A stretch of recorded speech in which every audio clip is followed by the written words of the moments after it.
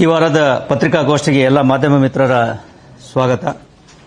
ಇವತ್ತು ಪ್ರಮುಖವಾಗಿ ಸಿಸಿಬಿಯವರು ಮಾಡಿರ್ತಕ್ಕಂಥ ಮಾದಕ ವಸ್ತುಗಳ ವಿರುದ್ಧದ ಕಾರ್ಯಾಚರಣೆ, ಅದೇ ರೀತಿ ರೌಡಿ ವ್ಯಕ್ತಿಗಳ ವಿರುದ್ಧದ ಕಾರ್ಯಾಚರಣೆ, ಹಾಗೆಯೇ ನಮ್ಮ ಬೇರೆ ಬೇರೆ ವಿಭಾಗಗಳ ಪೊಲೀಸರು ಮಾಡಿರ್ತಕ್ಕಂಥ ಉತ್ತಮ ಪತ್ತೆ ಕಾರ್ಯಗಳು, ಅದು ಸರಗಳತನ ಇರಬಹುದು, ಮನೆಗಳತನ ಇರಬಹುದು ಅಥವಾ ವಾಹನ ಕಳ್ಳತನ ಇರಬಹುದು, ಅದರ ಬಗ್ಗೆ ಮಾಡಿರ್ತಕ್ಕಂಥ ಕೆಲವೊಂದು ಪತ್ತೆ ಕಾರ್ಯಗಳ ಬಗ್ಗೆ ತಮ್ಮ ಗಮನವನ್ನು ಸೆಳೀತಾ ಇದ್ದೇವೆ.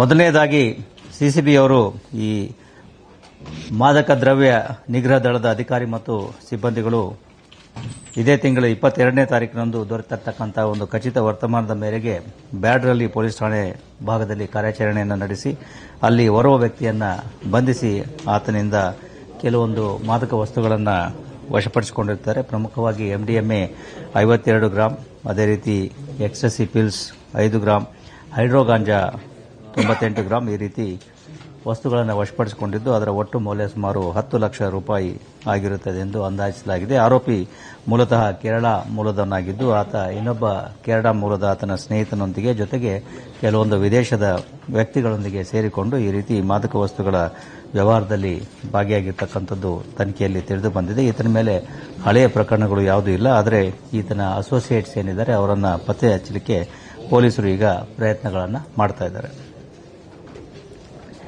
ಎರಡನೇದಾಗಿ ನಮ್ಮ ರೌಡಿ ನಿಗ್ರಹ ದಳದ ಪೊಲೀಸ್ ಅಧಿಕಾರಿ ಮತ್ತು ಸಿಬ್ಬಂದಿಗಳು ಪೂರ್ವ ಮತ್ತು ಪಶ್ಚಿಮ ಎರಡೂ ಕಡೆಯಿಂದ ಸಾಕಷ್ಟು ರೌಡಿ ಚಟುವಟಿಕೆ ಹೊಂದಿರತಕ್ಕಂಥ ವ್ಯಕ್ತಿಗಳ ಮನೆಗಳ ಮೇಲೆ ಒಂದು ಅನಿರೀಕ್ಷಿತ ದಾಳಿಗಳನ್ನು ಕೈಗೊಳ್ತಾ ಇದ್ದಾರೆ. ಈ ಸರ್ಪ್ರೈಸ್ ರೇಡ್ಗಳಲ್ಲಿ ಅನೇಕ ರೌಡಿಗಳು ಯಾರು ತಲೆಮರೆಸಿಕೊಂಡಿದ್ರು ಅಥವಾ ಯಾರ ಮೇಲೆ ವಾರಂಟ್ಗಳಿದ್ದಾವೆ ಅಥವಾ ಯಾರು ಬೇರೆ ಬೇರೆ ಕಾರ್ಯಚಟುವಟಿಕೆಗಳಲ್ಲಿ ತೊಡಗಿದ್ದಾರೆ ಅಂತವರನ್ನು ಪತ್ತೆ ಹಚ್ಚುವಲ್ಲಿ ನಮ್ಮ ಸಿಸಿಬಿ ಪೊಲೀಸರು ಯಶಸ್ವಿಯಾಗಿದ್ದಾರೆ. ಇದನ್ನು ಇನ್ನು ವಿಭಾಗಗಳ ಪೊಲೀಸರು ಕೂಡ ಮಾಡ್ತಾ ಇದ್ದಾರೆ. ಮುಖ್ಯವಾಗಿ ಈ ರೌಡಿ ವ್ಯಕ್ತಿಗಳ ಮೇಲೆ ಮತ್ತು ರೌಡಿ ಚಟುವಟಿಕೆಗಳ ಮೇಲೆ ಸಂಪೂರ್ಣ ನಿಯಂತ್ರಣವನ್ನು, ಹತೋಟಿಯನ್ನು ಪಡೆಯಲಿಕ್ಕೆ ಈ ವಿಶೇಷ ಕಾರ್ಯಾಚರಣೆಗಳು ನಿರಂತರವಾಗಿ ನಗರದಲ್ಲಿ ನಡೀತಾ ಇದ್ದಾವೆ. ಅದರಂತೆ ಕಳೆದ ಒಂದು ವಾರದ ಅವಧಿಯಲ್ಲಿ ಸಿಸಿಬಿಯ ಈ ಸಂಘಟಿತ ಅಪರಾಧ ದಳದ ಪೊಲೀಸರು ಈ ರೀತಿ ಕಾರ್ಯಾಚರಣೆಯನ್ನು ಕೈಗೊಂಡಿದ್ದರಲ್ಲಿ ಒಟ್ಟು ಸುಮಾರು 75 ರೌಡಿ ವ್ಯಕ್ತಿಗಳ ಮನೆಗಳ ಮೇಲೆ ದಾಳಿಯನ್ನು ಕೈಗೊಂಡಿದ್ದಾರೆ. ಅದರಲ್ಲಿ ಓರ್ವ ವ್ಯಕ್ತಿ ಎಕ್ಸ್ಟರ್ನ್ಮೆಂಟ್ ವೈಲೇಷನ್ ಆಗಿರ್ತಕ್ಕಂಥದ್ದು ಕಂಡುಬಂದಿದೆ. ಆತ ನಗರದಿಂದ ಹೊರಗಡೆ ಹೋಗಲಿಕ್ಕೆ ಎಕ್ಸ್ಟರ್ನ್ಮೆಂಟ್ ಆರ್ಡರ್ ಆಗಿದ್ರೂ ಕೂಡ ಆತ ಈ ರೀತಿ ನಗರದಲ್ಲಿ ಇರತಕ್ಕಂಥದ್ದು ಕಂಡುಬಂದಿದ್ದು ಆತನ ಮೇಲೆ ಈಗ ಕ್ರಮ ಕೈಗೊಳ್ಳಲಾಗ್ತದೆ. ಆತ ಹಿಂದೂಪುರದ ಆಂಧ್ರಪ್ರದೇಶದಲ್ಲಿರ್ತಕ್ಕಂಥ ಹಿಂದೂಪುರಕ್ಕೆ ಆತನನ್ನು ಎಕ್ಸ್ಟರ್ನ್ಮೆಂಟ್ ಮಾಡಲಾಗಿತ್ತು ಪೂರ್ವ ವಿಭಾಗದ ಡಿಸಿಪಿಯವರ ಆಜ್ಞೆಯ ಮೇರೆಗೆ. ಆದರೆ ಆತ ಇಲ್ಲೇ ನಗರದಲ್ಲಿ ಇದ್ದಿದ್ದು ಕಂಡುಬಂದು ಈಗ ಆತ ಎಕ್ಸ್ಟರ್ನ್ಮೆಂಟ್ ವೈಲೇಷನ್ನಲ್ಲಿ ಆತನನ್ನು ಬಂಧಿಸಲಾಗಿದೆ. ಹಾಗೆಯೇ ಓರ್ವ ರೌಡಿ ವ್ಯಕ್ತಿ ಪ್ರೊಕ್ಲಮೇಷನ್ ಆರೋಪಿಯಾಗಿದ್ದು ಆತನನ್ನು ಕೂಡ ಪೊಲೀಸರು ಬಂಧಿಸಿದ್ದಾರೆ. ಹಾಗೆಯೇ 3 ರೌಡಿಗಳ ಮೇಲೆ NBW ವಾರಂಟ್ಗಳಿದ್ದು ಅವರುಗಳನ್ನು ಈಗ ಪತ್ತೆ ಹಚ್ಚಿ ಬಂಧಿಸಲಾಗಿದೆ. ಜೊತೆಗೆ ಅವರುಗಳ ಮೇಲೆ ಈ ಬೇಲ್ ಜಂಪ್ ಏನು ಸೆಕ್ಷನ್ 269 BNS ಇದೆ, ಅದರ ಅಡಿಯಲ್ಲಿ ಅವರುಗಳ ಮೇಲೆ ಕ್ರಮವನ್ನು ಕೈಗೊಳ್ಳಲಾಗ್ತದೆ. ಜೊತೆಗೆ ಇಬ್ಬರು ವೃತ್ತಿನಿರತ ರೌಡಿಗಳೇನಿದ್ದಾರೆ ಸ್ವಲ್ಪ ಆಕ್ಟಿವ್ ಇದ್ದಿದ್ದರಿಂದ ಅವರುಗಳ ಮೇಲೆ ಪ್ರಿವೆಂಟಿವ್ ಆಕ್ಷನ್ ಅಡಿಯಲ್ಲಿಯೂ ಕೂಡ ಕ್ರಮವನ್ನು ಕೈಗೊಳ್ಳಲಾಗ್ತದೆ. ಇದು ನಿರಂತರವಾಗಿ ಆಗ್ತಾ ಇರತಕ್ಕಂತಹ ರೌಡಿ ಚಟುವಟಿಕೆಗಳ ಮೇಲೆ ನಮ್ಮ ಪೊಲೀಸರ ಪ್ರಹಾರ ನಡೀತಾ ಇರ್ತದೆ. ಇನ್ನು ಸ್ವತ್ತಿನ ಅಪರಾಧಗಳ ಪತ್ತೆಗೆ ಸಂಬಂಧಪಟ್ಟ ಹಾಗೆ ಕೊಡಿಗೇಹಳ್ಳಿ ಪೊಲೀಸ್ ಠಾಣೆಯವರು ಒಂದು ಉತ್ತಮ ಕೆಲಸವನ್ನು ಮಾಡಿದ್ದಾರೆ. ಅದರಲ್ಲಿ ಮುಖ್ಯವಾಗಿ ಸರ ಅಪಹರಣ ಮತ್ತು ಮನೆಗಳು ಮಾಡ್ತಾ ಇರತಕ್ಕಂಥ ಒಂದು ಗ್ಯಾಂಗ್ ಅನ್ನು ಅವರು ಪತ್ತೆ ಹಚ್ಚಿ ಒಟ್ಟು 6 ವ್ಯಕ್ತಿಗಳನ್ನು ಬಂಧಿಸಿ ಅವರಿಂದ ಸುಮಾರು ಅರ್ಧ ಕೆಜಿಯಷ್ಟು ಅಂದರೆ 450 ಗ್ರಾಂ ಚಿನ್ನಾಭರಣಗಳನ್ನು ವಶಪಡಿಸಿಕೊಂಡಿದ್ದಾರೆ. ಇದು ಮೂಲತಃ ಆಗಿರ್ತಕ್ಕಂಥದ್ದು 2 ಪ್ರಕರಣಗಳ ಪತ್ತೆ ಕಾರ್ಯದಲ್ಲಿ ಪೊಲೀಸರು ತನಿಖೆ ನಡೆಸುವಾಗ ಪತ್ತೆಯಾಗಿರ್ತಕ್ಕಂಥದ್ದು. ಮೊದಲನೇದಾಗಿ ಕೊಡಿಗೇಹಳ್ಳಿ ಪೊಲೀಸ್ ಠಾಣೆಯಲ್ಲಿ ಕಳೆದ ಮಾರ್ಚ್ನಲ್ಲಿ ಆಗಿರ್ತಕ್ಕಂಥ ಒಂದು ಮನೆಗಳ್ಳತನದ ಪ್ರಕರಣ HBT ಆಗಿರ್ತಕ್ಕಂಥದ್ದು. ಅವರು ರಾಜಸ್ಥಾನಕ್ಕೆ ಹೋದಾಗ ಮನೆಯ ಮುಂಬಾಗಿಲನ್ನು ಒಡೆದು ಅಲ್ಲಿ ಕಳ್ಳತನ ಮಾಡ್ಕೊಂಡು ಹೋಗಿರ್ತಕ್ಕಂಥದ್ದು. ಅದೇ ರೀತಿಯಲ್ಲಿ ನವೆಂಬರ್ ತಿಂಗಳಲ್ಲಿ ಕೊಡಿಗೇಹಳ್ಳಿ ಭಾಗದಲ್ಲಿಯೇ ಒಂದು ದ್ವಿಚಕ್ರ ವಾಹನದಲ್ಲಿ ಇಬ್ಬರು ವ್ಯಕ್ತಿಗಳು ಬಂದು ಓರ್ವ ಮಹಿಳೆಯಿಂದ 30 ಗ್ರಾಂ ಚಿನ್ನದ ಮಾಂಗಲ್ಯ ಸರಗಳತನ ಅಥವಾ ಸರಾಪಹರಣ ಮಾಡಿಕೊಂಡು ಹೋಗಿರ್ತಕ್ಕಂಥದ್ದು. ಎರಡೂ ಪ್ರಕರಣಗಳ ತನಿಖೆಯನ್ನು ಕೈಗೊಂಡಿರ್ತಕ್ಕಂಥ ಪೊಲೀಸರು ಬೇರೆ ಬೇರೆ ಆಯಾಮಗಳಿಂದ ತನಿಖೆಯನ್ನು ಕೈಗೊಂಡು ಕೋಲಾರದ ಚಿಂತಾಮಣಿ ಸರ್ಕಲ್ನ ಬಳಿ ಒಬ್ಬ ವ್ಯಕ್ತಿಯನ್ನ 23/12ರಂದು ಬಂಧಿಸುವಲ್ಲಿ ಯಶಸ್ವಿಯಾಗಿರುತ್ತಾರೆ. ಅಂದರೆ ಕಳೆದ ವರ್ಷ 23 ಡಿಸೆಂಬರ್. ಈ ಆರೋಪಿಯನ್ನು ಕೂಲಂಕುಷ ವಿಚಾರಣೆ ಮಾಡಿದಾಗ ಆತನ ಸಹಚರರ ಬಗ್ಗೆಯೂ ಕೂಡ ಸುಳಿವು ಸಿಕ್ಕಿದ್ದು, ಜೊತೆಗೆ ಅವರು ಬೇರೆ ಬೇರೆ ಕಡೆಗಳಲ್ಲಿ ಮಾಡಿರ್ತಕ್ಕಂಥ ಪ್ರಕರಣಗಳ ಬಗ್ಗೆ ಕೂಡ ಮಾಹಿತಿ ದೊರಕಿರುತ್ತದೆ.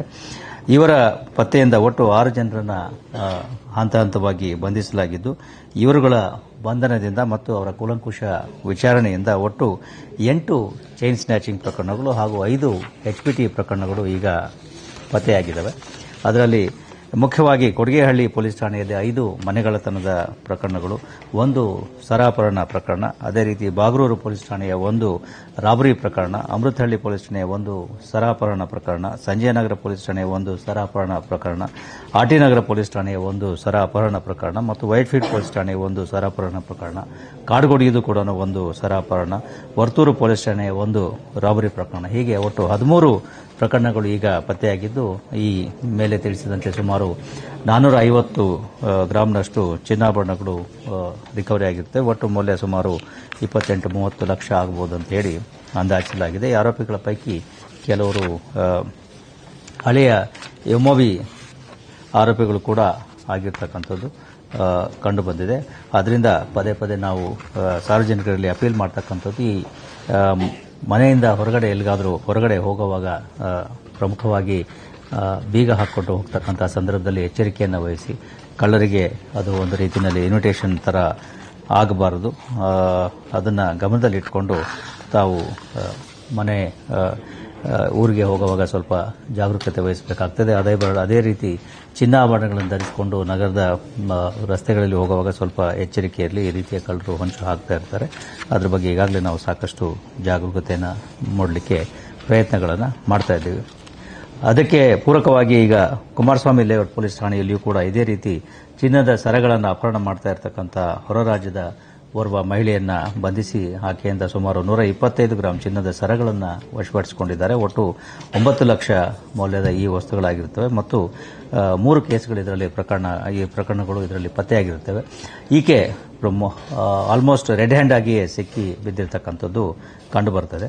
ಇದು ಆಗಿರತಕ್ಕಂಥದ್ದು ಜನವರಿ 13ನೇ ತಾರೀಕು ಕುಮಾರಸ್ವಾಮಿ ಲೇಔಟ್ನ ಒಂದು ಬನಶಂಕರಿ ದೇವಸ್ಥಾನದ ದೇವರಿಗೆ ನಮಸ್ಕಾರ ಮಾಡತಕ್ಕಂಥ ಸಂದರ್ಭದಲ್ಲಿ ಅಲ್ಲಿ ಅವತ್ತು ಬ್ರಹ್ಮರಥೋತ್ಸವ ನಡೀತಾ ಇತ್ತು. ಆ ಸಂದರ್ಭದಲ್ಲಿ ಓರ್ವ ಮಹಿಳೆ ಅಲ್ಲಿ ನಮಸ್ಕಾರ ಮಾಡತಕ್ಕಂಥ ಸಂದರ್ಭದಲ್ಲಿ ಬಹಳ ಚಾಕಚಕ್ಯತೆಯಿಂದ ಆಕೆಯ ಸರವನ್ನು ಕಿತ್ಕೊಂಡು 70 ಗ್ರಾಂ ಚಿನ್ನದ ಸರವನ್ನು ಈ ಮಹಿಳೆ ಕಿತ್ಕೊಂಡಿರ್ತಾಳೆ. ಅದಾದ ನಂತರ ಪೊಲೀಸರು ಅಲ್ಲಿ ಕೂಲಂಕುಷ ವಿಚಾರಣೆಯನ್ನ ಕೈಗೊಂಡು ಸುತ್ತಮುತ್ತಲಿನ ಎಲ್ಲ ವ್ಯಕ್ತಿಗಳನ್ನು ಪರಿಶೀಲಿಸಿ ಸಿಸಿಟಿವಿ ಕ್ಲಿಪ್ಪಿಂಗ್ಗಳನ್ನು ಪರಿಶೀಲಿಸಿ ಆ ಮಹಿಳೆಯನ್ನ ಅಲ್ಲಿಯೇ ಆಕೆಯನ್ನು ಗುರುತಿಸಿ ಆಕೆಯನ್ನು ಪತ್ತೆ ಹಚ್ಚಿ ಆಕೆಯನ್ನು ಬಂಧಿಸುವಲ್ಲಿ ಯಶಸ್ವಿಯಾಗಿರ್ತಾರೆ ಮತ್ತು ಆಕೆ ನೀಡಿರ್ತಕ್ಕಂತಹ ಮಾಹಿತಿಯ ಮೇರೆಗೆ ಮತ್ತೆರಡು ಚಿನ್ನ ಸರಗಳ ಅಪಹರಣಗಳ ಪ್ರಕರಣವನ್ನು ಕೂಡ ಪೊಲೀಸರು ಭೇದಿಸುವಲ್ಲಿ ಯಶಸ್ವಿಯಾಗಿದ್ದಾರೆ. ಇವುಗಳ ಒಟ್ಟು ಮೌಲ್ಯ ಈಗಾಗಲೇ ಹೇಳಿದಾಗೆ 9 ಲಕ್ಷ ರೂಪಾಯಿಗಳಾಗಿದೆ. ಈ ಮಹಿಳಾ ಇದರಿಂದ ಬಂಧನದಿಂದ ಕುಮಾರಸ್ವಾಮಿ ಠಾಣೆಯ 3 ಸರ ಅಪಹರಣ ಪ್ರಕರಣಗಳು ಪತ್ತೆಯಾಗಿರುತ್ತವೆ. ಇದರಲ್ಲಿ ಇನ್ನೂ ಕೆಲವರು ಭಾಗಿಯಾಗಿರ್ತಕ್ಕಂಥದ್ದು ಕಂಡುಬಂದಿದ್ದು ಅವರುಗಳ ಪತ್ತೆ ಕಾರ್ಯವನ್ನು ಕೂಡ ಪೊಲೀಸರು ಮಾಡಲಿಕ್ಕೆ ಪ್ರಯತ್ನಗಳನ್ನು ಮಾಡ್ತಾ ಇದ್ದಾರೆ. ಆರೋಪಿ ಮೂಲತಃ ತಮಿಳುನಾಡು ರಾಜ್ಯದವಳಾಗಿದ್ದು ಇಲ್ಲಿ ಮನೆಗೆಲಸ ಮಾಡಿಕೊಂಡಿದ್ದು ಈ ರೀತಿ ಕಳ್ಳತನದಲ್ಲಿ